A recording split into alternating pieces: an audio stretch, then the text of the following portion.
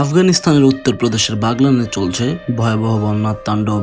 নদীর পানি উপচে মাটিসহ মিশ্রিত পানির স্রোতের সাথে ধ্বংস করছে সেই প্রদেশের ঘরবাড়ি সহ অনেক প্রাণ। ঘরহারা হচ্ছেন অনেক মানুষ। এছাড়াও দেশটির অন্যান্য প্রদেশে ঘটছে একই ঘটনা। ভয়াবহ বন্যায় হাসপাতালে হচ্ছে মারাত্মক চাপ। এছাড়াও ভারী বৃষ্টিপাত দেশটির পরিস্থিতিকে করছে আরও বর্বর। পুরো দেশ জুড়ে জারি করা হয়েছে সতর্কতা।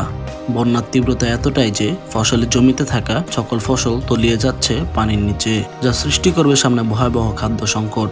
বন্যার অপর পারে থাকা মানুষ তাদের প্রিয়জনদের দাফন করছেন নিজ হাতে।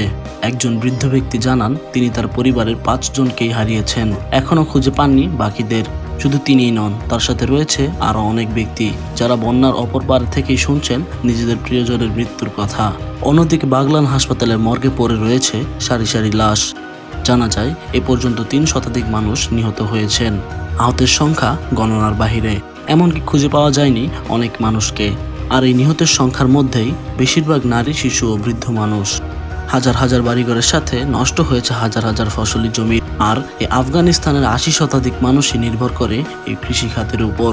এছাড়াও এক কৃষক জানান তার ফসলি জমি সহ 4 শতাধিক ভেড়া ও 1 শতাধিক গরু মারা যায়। এছাড়াও আফগানিস্তানের উত্তর পূর্ব প্রদেশের বাদাখশান ও পশ্চিমের হেরাতে ঘটেছে একই তাণ্ডব।